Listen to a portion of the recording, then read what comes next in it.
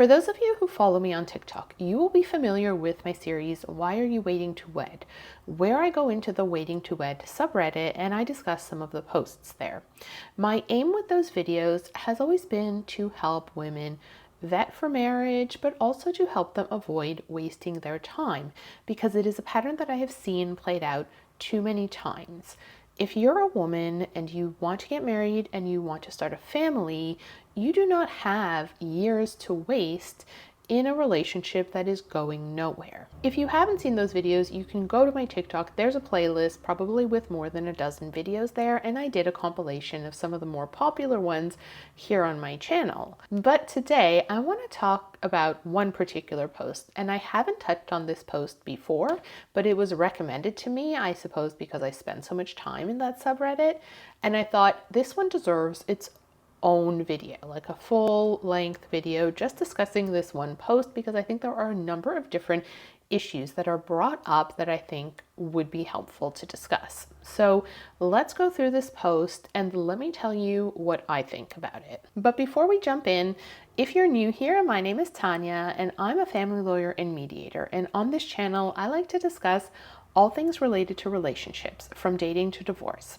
If that sounds like something you're interested in, please make sure you're subscribed, ring the bell, give this video a thumbs up if you like it, and let me know what you think in the comments. Also, if you want to work with me professionally, I will link those details below. And now on to the post. This one is titled, My 20F Boyfriend, 33M, Significantly Out-Earns Me. He is concerned about the financial implications of marriage for him in the event of a divorce and would prefer a ceremonial but non-legally binding wedding. Thoughts? So the person writes, my partner of 3 years is a high earner. He works as a physician and makes around $800,000 per year. I love him, and this is by far the best relationship that I've ever been in. The issue for me, though, is that he's repeatedly expressed apprehension about the prospect of a marriage, or at least a marriage that is legally recognized by the state. To be fair, he has made his opinions on this clear to me from the beginning of the relationship. He frequently references older male attendings that he knows in his day-to-day working lives, who he says have had financially devastating divorces. And he tells me that he's worked too hard and given up too much to ever be able to risk that. He has told me that he's more than happy to do a ceremonial wedding, but that he doesn't think that he can ever tolerate the financial risk of being in a marriage where there is such a large disparity in income. He's originally from Western Europe and is irreligious. I guess that means not religious. So I feel like there's somewhat of a cultural difference as far as attitudes towards marriage goes. He attaches no real sentimental value to marriage and doesn't see it as a necessary prerequisite to starting a family. I should say that outside of this issue, he has been very financially generous towards me, offering to cover my monthly outgoings and all of our date/leisure activities. I say that to illustrate that he is not someone who is hung up about finances 100% of the time. If I'm honest, part of me is worried that if I were to end this relationship, I'd be unlikely to find a guy like him again. Other than this issue, our relationship is great. He's caring, attentive, emotionally available, supportive, intelligent, and physically attractive to me. I feel like I might regret it severely if I were to leave him. I'm honestly not sure where to go from here. Has anyone else been in a similar position? So let's go through a few issues that I see play out here. The first issue is the obvious one, which is the disparity in income. Now, here we have a very significant, and I would say outside of the ordinary in terms of like income disparity. So I understand where the boyfriend in this situation is coming from. However, there are mechanisms that can be used to address this issue. One being some type of prenuptial agreement. Depending on where they live, it might be called something different, but essentially an agreement which would set out what the parties think is fair and reasonable in the event of a divorce. And this would be the most obvious thing to do in this situation. And the fact that that is not something that apparently the boyfriend is prepared to do, and I believe this is discussed in the comments where OP confirms that this is not a possibility. He is not willing to do that. That kind of concerns me. The other solution that the boyfriend has is to simply date in his tax bracket, or at least closer to his tax bracket, if this is something that concerns him. Because I note what the OP actually says is that he can't ever tolerate the financial risk of being in a marriage where there is such a large disparity in income. So the obvious solution then for the boyfriend is to just go date in his tax bracket, go find a wealthy woman to date, and then he won't have these concerns. And that kind of brings me to the bigger issue, and I would say the crux of the problem, and that is the boyfriend's mentality of not believing that any of the money he earns, I'm going to use the term that he would probably use, which is his money, should ever be shared with a partner in the event that they have children. And this is where I have a problem. And it is said subtly, but she says here, he doesn't see it as a necessary prerequisite to starting a family. And that I have a problem with, because if a man wants to protect his assets and his income and whatever, like I said, he can make certain decisions about marriage. That's fine.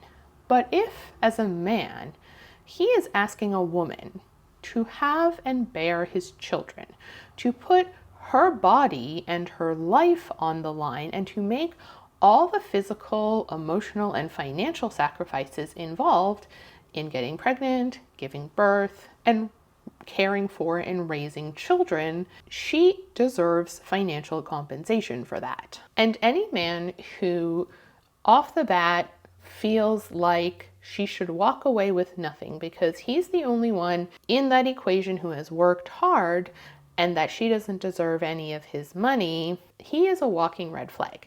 And I would say to all women, no matter how much you earn, that man is a problem and you should never marry him, you should never be in a relationship with him, and you absolutely should never have children with him. Because I know doctors who earn that kind of money. Most of them are surgeons or some other specialty. They can work crazy hours. I'm talking days at a time with very little sleep, or they barely go home. I'm talking being on call 24/7. I'm talking that level of commitment, that level of time and energy. They barely have time to eat and have a shower, let alone do anything else around the house. If they have a family, I promise you that they are doing essentially zero around the house. If they're there at all, the work is usually very heavily weighted towards the other person, usually the woman. This makes it very difficult for that woman to resume her own career. And most of the time, what ends up happening is that the woman will leave work, or she will work very little in order to be able to accommodate her husband's very demanding schedule. She will do everything for him. She will cook his meals. She will do his laundry. She will keep the house clean. She will raise his children. She will make sure that everything in the house is running smoothly so that he can not worry about any of that because he has a very demanding job. And men, like the OP's boyfriend, do not recognize that important support work that is happening. And at the very least, they are not willing to admit that it is important if it costs them money. And to me, this is a situation of a man wanting his cake and eating it too. He wants to be in the relationship. He wants all the benefits there. Apparently, he's willing to start a family, but he's not willing to take on any of the legal risks or financial risks associated with that. And in my opinion, men like this should just stay single.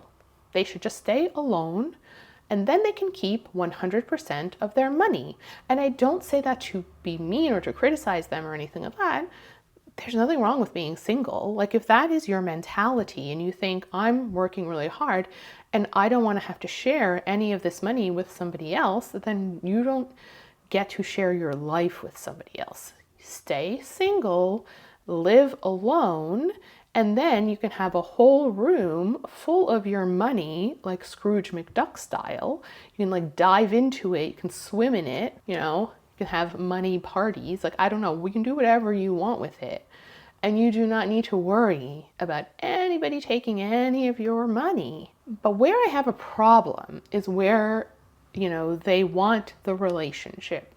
They want the woman at home. They want the family. They want all of that, because there is a social status associated with it. And don't tell me that there isn't, because I know that there is. So they want the good aspects of having partnership and family, but they just don't want all the bad stuff that might come along with it. They want any of the risks. And I do not think that that is reasonable. And to me, that is the biggest red flag in all of this. The final point that I want to make is the OP's mentality that she's going to miss out on something and that this is such a great relationship and all of that. The first thing to say is that she's clearly comparing it to past relationships. And rather than giving it sort of an objective assessment, she's giving it a subjective assessment because she may have had previously bad relationships. And so by comparison, this relationship is good. But that doesn't mean that it's objectively good or that he is going to be a good partner for her in the long term, particularly not if she wants to have a family. And I think it's very important to keep that in mind because a lot of women do this, where they meet someone and he's better than all of the previous boyfriends that they've had who were terrible, but their assessment, like the bar that they have to assess the relationship, is so low because of their previous bad relationships. So you need to have a better objective standard of what you're looking for in a partner, not just better than the previous guy, if that makes sense. And a lot of my content centers on how to vet for marriage and what to look for and all that, because I appreciate that many women haven't had good experiences. Maybe they didn't have parents who had a good relationship, and so they don't know how to make a solid objective assessment. And anything that is not terrible feels amazing to them because of that subjective assessment that they're making. The second thing about her attitude is that she is attaching far too much fear of missing out to this relationship. And that is always a red flag to me because, again, you need to be willing to walk away from a relationship where you are not getting your needs met. And you cannot have this attitude of, I'm never going to find someone else. I'm never going to find someone better than this. Like, this is as good as it gets. No, because when your needs are not being met, then yes, you will find something better. You will find being alone better. And I know that for some people, they can't get their head around that because for them, being in a good relationship, even if they're not getting everything they want, is kind of good enough. And they're not willing to be alone. But that is a trap because it's all well and good when you're young and when you're both working and you don't have a lot of responsibility.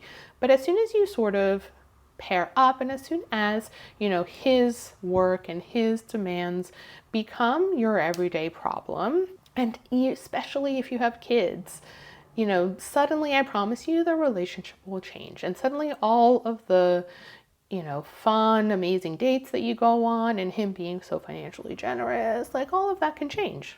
That happens a lot. We see it a lot. So don't make that sort of mistake where you think, oh, everything is so great right now, I would hate to lose him.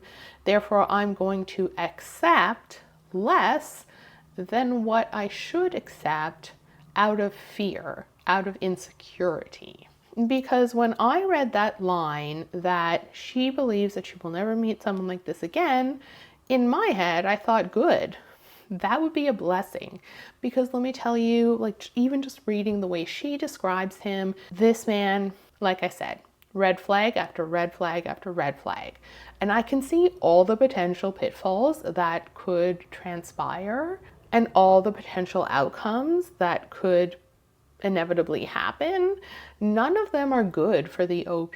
So I feel like all the OP is missing out on is a lifetime of heartache and suffering, frankly. Like I said, I don't think any woman should put up with this from a man who, wants her to be all in the relationship, but he doesn't want to be all in. To me, that's a no-go. That should be 100% no from every woman. But the woman who comes from money, okay, that woman, the woman who has a trust fund, okay, that woman will fall on her feet because she has the financial resources behind her to one, level out the power dynamics in that relationship, and two, to recover in the event of a divorce where he doesn't want to give her anything because his piddly 800,000 is nothing. Her trust fund is worth many, many more times that. So from her perspective, like, if you're that woman, cool, like, you can do whatever you want. But most women are not that woman, okay? And so when the average woman is assessing the situation, nothing good can come of it. There are only losses for her and no benefits. And this is why, in general, I tell women to steer clear of men who don't believe in marriage or who have some sort of hang up about divorce laws and how much men lose all their money. Because most of the time, those men are not looking at all of the sacrifices and all of the costs to the woman in being in that relationship. They do not see how much she has poured into the relationship, how much she has suffered in terms of having children and raising children. They don't see any of that. They only ever see their work, their money, and like, that's the extent of what they can see. And to me, that denotes just a really selfish perspective. That is not somebody who will ever be a good partner. Point blank, period. Okay, so that mentality has to go if you ever want to be in a marriage. And if you have that mentality, just don't be in partnership with another person. Like I said, no shame living by yourself and having your own life. And I support that. Like, I support people just staying single. If they are unwilling to enter into marriage, if they have a problem with marriage, fair, but stay single. You don't get to have like this sort of non-marriage marriage, okay? It's all or nothing. You either get married or, like I said, Scrooge McDuck. Those should be the two options, in my opinion, but that's just my opinion. You guys let me know what you think in the comments below, because I always like to hear from you. If you like this video, you might consider checking out one of these other videos, and hopefully I will see you there. Bye for now.